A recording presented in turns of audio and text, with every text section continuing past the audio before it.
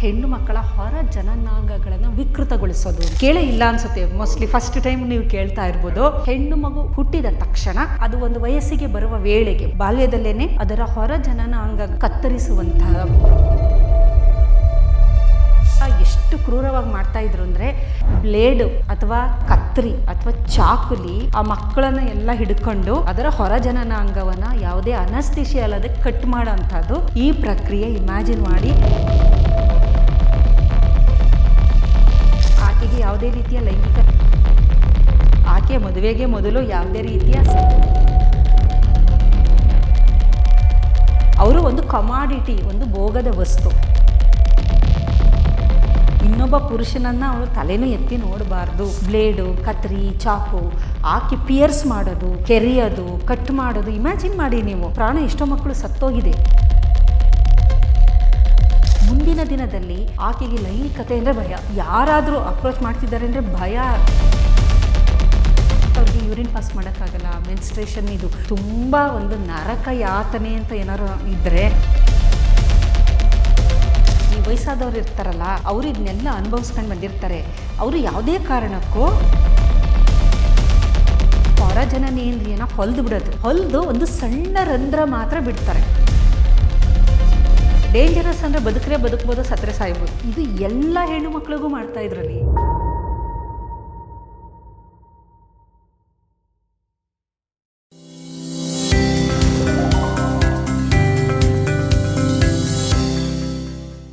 ನಮಸ್ಕಾರ ವೀಕ್ಷಕರೇ, ನೀವು ನೋಡ್ತಾ ಇದ್ದೀರಾ ವಿಶ್ವವಾಣಿ ಹೆಲ್ತ್. ನಾನು ಕೇಶವ್ ಪ್ರಸಾದ್. ವೀಕ್ಷಕರೇ, ತಲಾಂತರಗಳಿಂದ ಇರ್ಬೋದು, ಅನೇಕ ಮನುಕುಲದ ಇತಿಹಾಸದಿಂದ ಇಲ್ಲಿಯವರೆಗೂ ಕೂಡ ಮಹಿಳೆಯರ ಮೇಲೆ ನಾನಾ ರೀತಿಯ ದೌರ್ಜನ್ಯಗಳು, ದೈಹಿಕ ದೌರ್ಜನ್ಯಗಳು ಎಲ್ಲ ನಡೀತಾ ಇದೆ. ಸೊ ಇಂಥ ಒಂದು ಸಂದರ್ಭದಲ್ಲಿ ಈಗಲೂ ಕೂಡ ಕೆಲವು ಕಡೆ ಚಾಲ್ತಿಯಲ್ಲಿರುವಂತಹ ಒಂದು ದೌರ್ಜನ್ಯದ ಬಗ್ಗೆ ಇವತ್ತಿನ ವಿಶೇಷ ಎಪಿಸೋಡಲ್ಲಿ ನಾವು ಸಾಕಷ್ಟು ಉಪಯುಕ್ತವಾದಂತಹ ವಿಚಾರಗಳನ್ನು ತಿಳ್ಕೊಳ್ಳೋಣ. ಇದಕ್ಕಾಗಿ ನಮ್ಮ ಜೊತೆ ಇವತ್ತು ಜೆನೆಟಿಕ್ಸ್ ಆ್ಯಂಡ್ ಜೆನೋಮಿಕ್ಸ್ ವಿಭಾಗದ ಅಧ್ಯಕ್ಷರಾದ professor Suttur S Malini madam ಅವರು ನಮ್ಮ ಜೊತೆ ಇದ್ದಾರೆ. ಬನ್ನಿ ಕಾರ್ಯಕ್ರಮಕ್ಕೆ ಅವರನ್ನ ವೆಲ್ಕಮ್ ಮಾಡೋಣ. ನಮಸ್ಕಾರ ಮೇಡಮ್. ನಮಸ್ತೆ. ಸೊ ಅಂದಹಾಗೆ ಮಹಿಳೆಯರ ಮೇಲೆ ನಾನಾ ರೀತಿಯ ದೌರ್ಜನ್ಯಗಳು ನಡೀತಾ ಇರುತ್ತೆ, ನಾವು ಸುದ್ದಿಗಳೆಲ್ಲ ನೋಡ್ತಾ ಇರ್ತೀವಿ. ಸೊ ಆದರೆ ಭಯಂಕರವಾದಂತಹ, ಬಹಳ ಬೀಭತ್ಸವಾದಂತಹ ಮತ್ತು ತುಂಬ ಅದನ್ನು ಸಹಿಸಲಿಕ್ಕೆ ಸಾಧ್ಯವೇ ಇಲ್ಲ ಒಂದು ಸಭ್ಯ ಸಮಾಜ. ಸೊ ಆ ರೀತಿಯ ಒಂದು ದೈಹಿಕ ದೌರ್ಜನ್ಯಗಳು, ಅದರ ಬಗ್ಗೆ ತಾವು ಏನು ಹೇಳ್ತೀರಿ? ಯಾವುದು ಆ ಥರದ್ದು ನಡೀತಾ ಇದೆ ಅಂತ ಹೇಳ್ತೀರಾ ಅಂತ? ಸರ್, ಮೊದಲನೇದಾಗಿ ಭಾರತೀಯ ಹೆಣ್ಣು ಮಗಳು ಅಂತ ಹೇಳ್ಕೊಳ್ಳೋಕ್ಕೆ ನನಗೆ ಹೆಮ್ಮೆ ಆಗುತ್ತೆ. ಏನಕ್ಕೆ ಅಂತಂದರೆ ನಮ್ಮ ಪುರಾತನ ಕಾಲದಿಂದಲೂ ಭಾರತೀಯರಲ್ಲಿ ಹೆಣ್ಣು ಮಕ್ಕಳಿಗೆ ಒಂದು ವಿಶಿಷ್ಟವಾದ ಸ್ಥಾನವನ್ನು ನೀಡಿದ್ದಾರೆ. ಮಾತೃ ದೇವೋಭವ ಅಂತಾರೆ. ಆಮೇಲೆ ಎಲ್ಲ ದೇವರುಗಳಿಗೆ, ಎಲ್ಲ ದೇವರು, ಶಕ್ತಿ ದೇವತೆಗೆ ಹೆಣ್ಣಿನ ಹೆಸರನ್ನು ನಾವು ಇಟ್ಟಿರೋದನ್ನು ನೋಡ್ತಿದ್ದೀವಿ. ನದಿಗಳು, ಈ ಥರ ತುಂಬ ಎಲ್ಲಿ ಪ್ರಕೃತಿಲಿ ತುಂಬ ಮುಖ್ಯವಾದುದು ಯಾವುದು, ಅಲ್ಲಿ ಹೆಣ್ಣಿನ ಹೆಸರುಗಳನ್ನು ನಾವು ಇಟ್ಟು ಒಂದು ಗೌರವವನ್ನು ನೀಡುವಂಥದ್ದು. ಮತ್ತು ನಮ್ಮ ಒಂದು ಸಂಸ್ಕೃತಿಯಲ್ಲಿ, ಆಚರಣೆಗಳಲ್ಲಿ ನಾವು ನೋಡೋದಾದರೆ ದೌರ್ಜನ್ಯಗಳು ಇದೆ, ಇಲ್ಲ ಅಂತಲ್ಲ, ಕೌಟುಂಬಿಕವಾಗಿ ಕೆಲವೊಂದು. ಆದರೆ ಅಷ್ಟೊಂದು ನಮ್ಮ ಸಮಾಜದಲ್ಲಿ ಅಂಥ ಒಂದು ಏನು ಬೇರೆ ಪ್ರಪಂಚದ ಬೇರೆ ಬೇರೆ ಭಾಗಗಳಲ್ಲಿ ನಡೆಯುತ್ತಿರೋದಕ್ಕೆ ಹೋಲಿಸಿದ್ರೆ ತುಂಬ ಅಂತೇನಿಲ್ಲ. ಆದರೂ ಎಲ್ಲಿ ಒಂದು ಅನಕ್ಷರತೆ ಇದೆ, ಆ ಥರದ ಜಾಗದಲ್ಲಿ ಸ್ವಲ್ಪ ಇಲ್ಲ, ಕಂಪ್ಲೀಟ್ ಇಲ್ಲ ಅಂತ ಹೇಳೋಕ್ಕಾಗೋದಿಲ್ಲ. ಆದರೂ ಸಹ ಒಂದು ಸುಸಂಸ್ಕೃತ ಸಮಾಜ ಅಂತ ನಾವೇನು ಹೇಳ್ತೀವಿ, ಅಲ್ಲಿ ಹೆಣ್ಣಿಗೆ, ಆಕೆಗೆ ಏನು ಸ್ಥಾನಮಾನ ಕೊಡಬೇಕು ಅದನ್ನು ಕೊಟ್ಕೊಂಡು ಬಂದಿರೋದನ್ನು ನಾವು ನೋಡ್ತಾ ಇದ್ದೀವಿ. ಒಂದು ಕುಟುಂಬ ಅಂದಾಗ ಖಂಡಿತವಾಗ್ಲೂ ಆಕೆಗೆ ಒಂದು ಅಲ್ಲಿ ಒಂದು ಸ್ಥಾನಮಾನ ಇರೋಂಥದ್ದು, ಆಕೆಯ ಆರೋಗ್ಯದ ಬಗ್ಗೆ ಒಂದು ಕಾಳಜಿ ಇಟ್ಟಿರುವಂತಹದ್ದು. ಈಗ ನೋಡಿ, ನಾವು ಗರ್ಭಿಣಿಯರಿಗೆ ಬೇಕಾದಷ್ಟು ಥರದ ಒಂದು ಆಚರಣೆಗಳನ್ನು ಮಾಡ್ತಾರೆ. ಅದೇ ರೀತಿ ಮಗುವಾದಾಗ ಎಲ್ಲ ಥರ, ಅಂದರೆ ಆಕೆಯನ್ನು ಆರೋಗ್ಯಕರವಾಗಿಡಲು ಏನೇನು ಬೇಕು ಎಲ್ಲವನ್ನು ನಾವು ಮಾಡ್ಕೊಂಡು ಬಂದಿದ್ದೀವಿ. ಆದರೆ ಜಗತ್ತಿನ ಬೇರೆ ಬೇರೆ ಭಾಗಗಳಲ್ಲಿ ನಡೆಯುವ ಆಚರಣೆಗಳನ್ನು ನೋಡಿದಾಗ ನಿಜವಾಗ್ಲೂ ನಮಗೆ ಅನಿಸುತ್ತೆ, ನಾವು ಭಾರತೀಯರಾಗಿ ನಾವು ನಿಜವಾಗ್ಲೂ ವಿ ಆರ್ ಸೋ ಲಕ್ಕಿ ಅಂತ ಅನ್ಬೋದು. ಈ ದೇಶದಲ್ಲಿ ಹುಟ್ಟಿ ಹೆಣ್ಣು ಮಕ್ಕಳಾಗಿ ಹುಟ್ಟಿರೋದಕ್ಕೆ ನಮಗೆ ವಿದ್ಯಾಭ್ಯಾಸಕ್ಕೆ ಬಹಳಷ್ಟು ಪ್ರೋತ್ಸಾಹ ಇದೆ. ಎಲ್ಲ ಥರದಲ್ಲೂ ಸ್ವಾವಲಂಬಿಗಳಾಗೋಕ್ಕೆ, ಆರ್ಥಿಕವಾಗಿ ಸಾಮಾಜಿಕವಾಗಿ ಸ್ವಾವಲಂಬಿಗಳಾಗೋದಕ್ಕೆ ಪ್ರೋತ್ಸಾಹ ಇರೋದ್ರಿಂದ ನಮಗೆ ಅದರದ್ದು ಹೊರ ಬೇರೆ ದೇಶದನ್ನು ನೋಡಿದಾಗ ನಮಗೆ ಗೊತ್ತಾಗುತ್ತೆ, ಓ ನಾವು ಎಷ್ಟು ಅದೃಷ್ಟವಂತರು ಅಂತ. ಅಂತಹ ಒಂದು ಆಚರಣೆ ಅಂತಂದರೆ ಫೀಮೇಲ್ ಜೆನೈಟಲ್ ಮ್ಯುಟಿಲೇಷನ್ ಅಂತ ಅಂತೀವಿ. ಅಂದರೆ ಮಹಿಳೆಯ ಅಥವಾ ಹೆಣ್ಣು ಮಕ್ಕಳ ಹೊರ ಜನನಾಂಗಗಳನ್ನು ವಿಕೃತಗೊಳಿಸೋದು ಅಂತ ಅದನ್ನು ಹೇಳ್ಬೋದು. ಅದನ್ನು ಕಟ್ ಮಾಡೋವಂಥದ್ದು. ಹೊರ ಜನನಾಂಗ ನೀವು ಕೇಳೇ ಇಲ್ಲ ಅನ್ಸುತ್ತೆ, ಮೋಸ್ಟ್ಲಿ ಫಸ್ಟ್ ಟೈಮ್ ನೀವು ಕೇಳ್ತಾ ಇರ್ಬೋದು. ಇದು ಯಾವ ದೇಶಗಳಲ್ಲಿ ಸಾಮಾನ್ಯವಾಗಿ ಇದೊಂದು ಪ್ರಕ್ರಿಯೆ ನಡೀತಾ ಇದೆ, ಇದೊಂದು ಆಚರಣೆ ಇದೆ ಅಂತ? ಆಚರಣೆ ಇದು ಸಮಾಜದಲ್ಲಿ ಇರುವಂಥದ್ದೇ. ಎಲ್ಲಿ ಅಂತಂದರೆ ಆಫ್ರಿಕಾದಲ್ಲಿ ಈಜಿಪ್ಟ್ ಆಗ್ಬೋದು, ಸೊಮಾಲಿಯಾ ಆಗ್ಬೋದು, ಸೂಡಾನ್ ಆಗ್ಬೋದು, ಈ ಎಲ್ಲ ದೇಶಗಳಲ್ಲೂ ಇದೆ. ಇದರ ಹೊರತಾಗಿ ಆಫ್ಘಾನಿಸ್ತಾನ, ಇರಾನ್, ಇರಾಕ್ ಇಲ್ಲೂ ಸಹ ಹೆಚ್ಚು ಇದು ಒಂಥರ ಕಡ್ಡಾಯ ಅನ್ನೋ ಥರ ಈ ಪ್ರಕ್ರಿಯೆಯನ್ನು ನಡೆಸ್ತಾ ಇದ್ದಾರೆ. ಜೊತೆಯಲ್ಲಿ ಇಂಡೋನೇಷಿಯಾ ಆಗ್ಬೋದು, ಮಲೇಷಿಯಾ ಆಗ್ಬೋದು, ಪಾಕಿಸ್ತಾನ, ಇವು ಮುಖ್ಯವಾಗಿ ನಾನು ಹೇಳ್ತಿರೋದು. ಈ ಪ್ರದೇಶಗಳಲ್ಲಿ ಈ ಒಂದು ಆಚರಣೆ ಇದೆ. ಎಲ್ಲ ಹೆಣ್ಣು ಮಗು ಹುಟ್ಟಿದ ತಕ್ಷಣ ಅದಕ್ಕೆ ಅದು ಒಂದು ವಯಸ್ಸಿಗೆ ಬರುವ ವೇಳೆಗೆ ಬಾಲ್ಯದಲ್ಲೇ ನಡೆಯುವಂಥದ್ದು. ಬಾಲ್ಯದಲ್ಲೇ ಅದರ ಹೊರ ಜನನಾಂಗವನ್ನು ಕತ್ತರಿಸುವಂತಹ ಪ್ರಕ್ರಿಯೆ ಮಾಡ್ತಾರೆ. ಹಿಂದೆ ಎಲ್ಲ ಎಷ್ಟು ಕ್ರೂರವಾಗಿ ಮಾಡ್ತಾ ಇದ್ರು ಅಂದರೆ, ಅನಸ್ತೇಷಿಯಾ ಏನೂ ಕೊಡೋದಿಲ್ಲ ಆ ಮಗುಗೆ. ಅನಸ್ತೇಷಿಯಾ ಏನೂ ಇಲ್ಲ.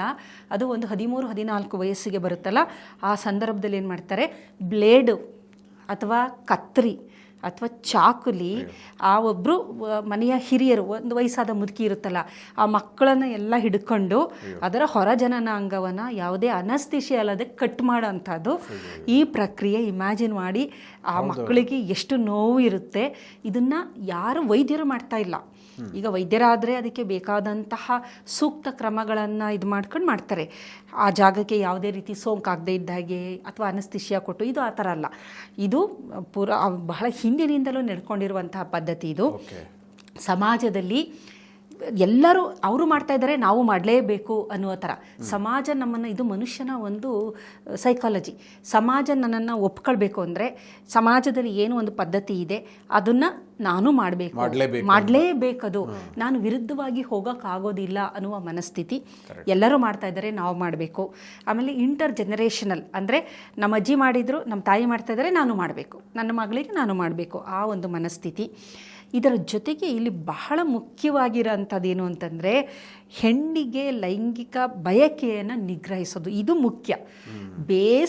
ಕೋರ್ ಏನು ವಿಷಯ ಇಲ್ಲಿ ಅಂತಂದರೆ, ಇಂಟೆನ್ಸ್ ಆಗಿ ಏನಕ್ಕೆ ಇದನ್ನು ಅಂದರೆ, ಹೆಣ್ಣನ್ನು ಆಕೆಗೆ ಯಾವುದೇ ರೀತಿಯ ಲೈಂಗಿಕ ಬಯಕೆನೂ ಬರಬಾರ್ದು, ಆಕೆ ಮದುವೆಗೆ ಮೊದಲು ಯಾವುದೇ ರೀತಿಯ ಸಂಬಂಧಗಳಿಗೂ ಹೋಗಬಾರದು ಅನ್ನೋ ಕಾರಣಕ್ಕೆ ಸಂಪೂರ್ಣವಾಗಿ ನಿಯಂತ್ರಣ ಮಾಡೋಕ್ಕಿರೋಂಥದ್ದು.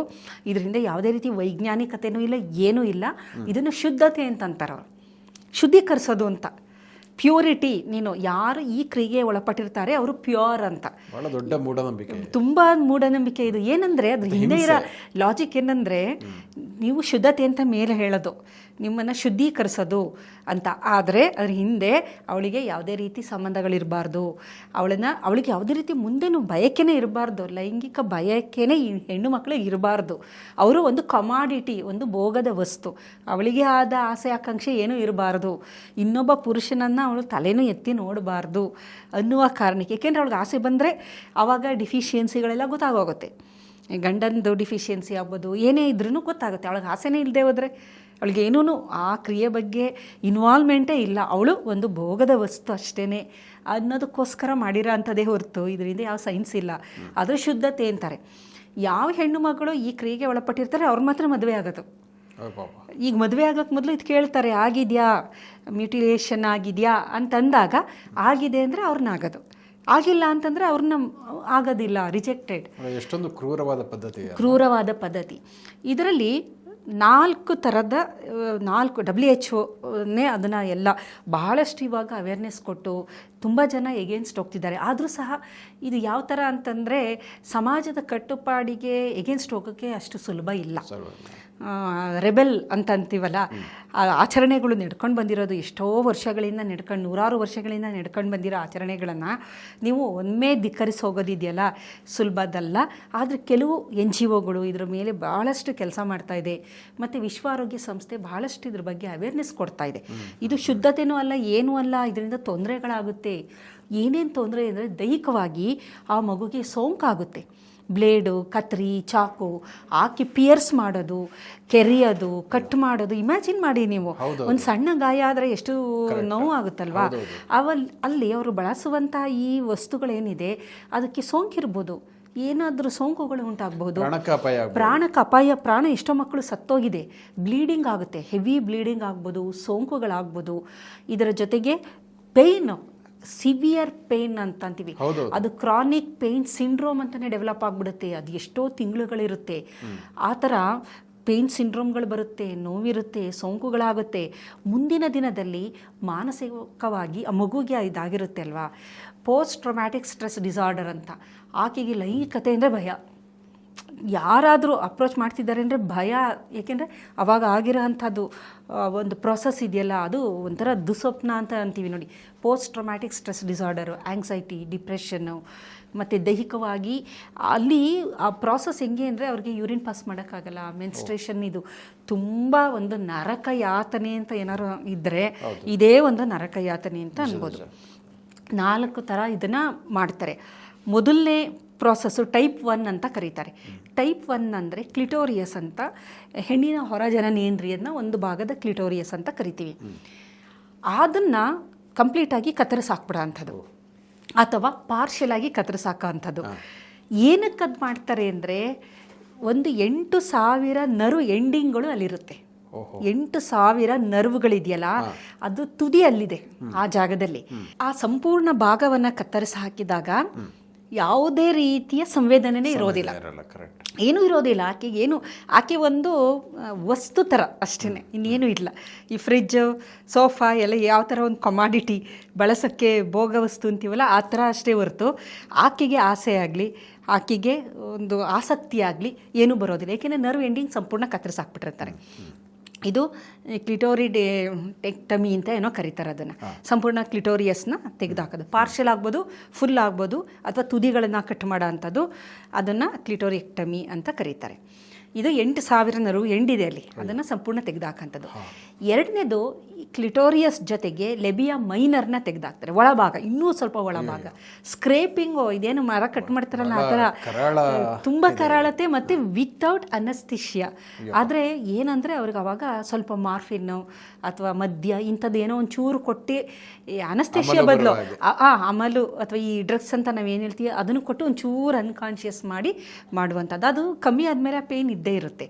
ಅದಕ್ಕೆ ಮೆಡಿಸನ್ ಆಗಲಿ, ಆ್ಯಂಟಿಬಯೋಟಿಕ್ಗಳಾಗಲಿ, ಅಥವಾ ಟೆಟಾನಸ್ ಇಂಜೆಕ್ಷನು ಏನೂ ಇಲ್ಲ. ಡೇಂಜರಸ್ ಅಂದರೆ ಬದುಕ್ಬೋದು, ಸತ್ತರೆ ಸಾಯ್ಬೋದು, ಆ ಥರದ. ಇದು ಎಲ್ಲ ಹೆಣ್ಣು ಮಕ್ಳಿಗೂ ಮಾಡ್ತಾ ಇದ್ರಲ್ಲಿ ಎಲ್ಲ, ಯಾರು ಇದಕ್ಕೆ ಎಗೇನ್ಸ್ಟು ಹೋಗಾಗೇ ಇಲ್ಲ, ಆ ಥರದ ಪದ್ಧತಿ ಇದು.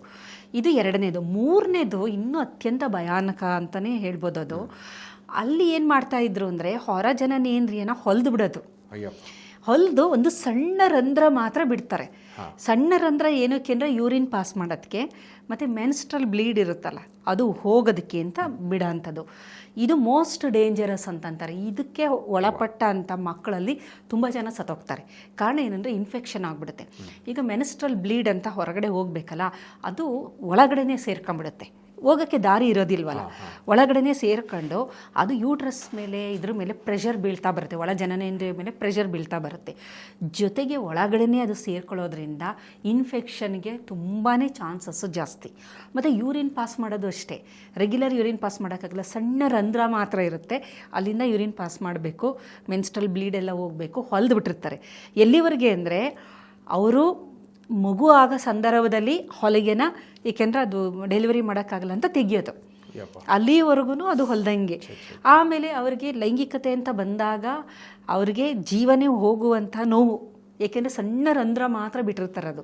ಹಾಗಾಗಿ ಅತ್ಯಂತ ಭಯಾನಕವಾದಂತಹ ಈ ಥರ ಪ್ರಕ್ರಿಯೆಗಳನ್ನು ಮಾಡ್ತಾಯಿದ್ರು.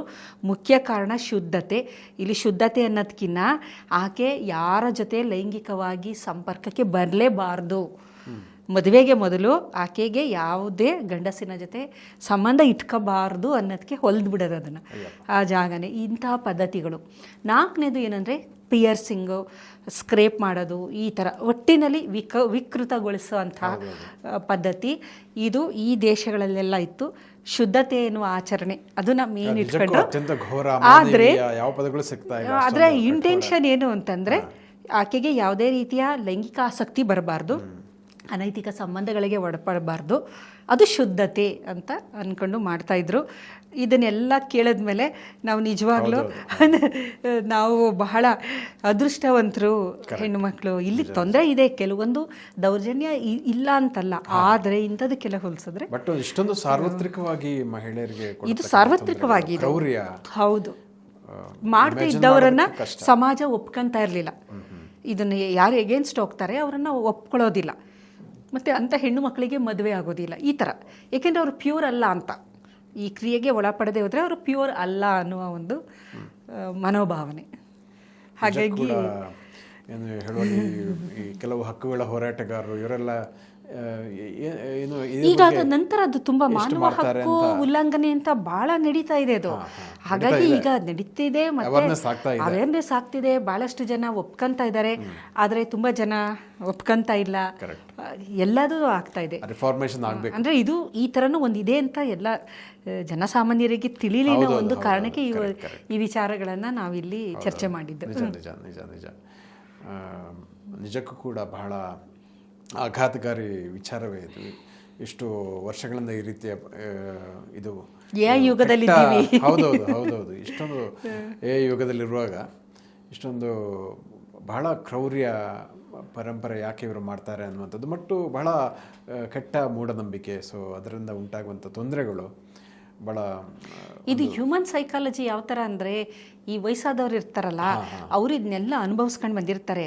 ಅವರು ಯಾವುದೇ ಕಾರಣಕ್ಕೂ ಈ ರಿಫಾರ್ಮ್ ಮಾಡಕ್ಕೆ ಬಿಡಲ್ಲ. ಅವರು ನಾನು ಅನುಭವಿಸಿದ್ದೀನಿ, ನೀನು ಅನುಭವಿಸು ಅನ್ನುವ ಒಂದು ಮನಸ್ಥಿತಿ.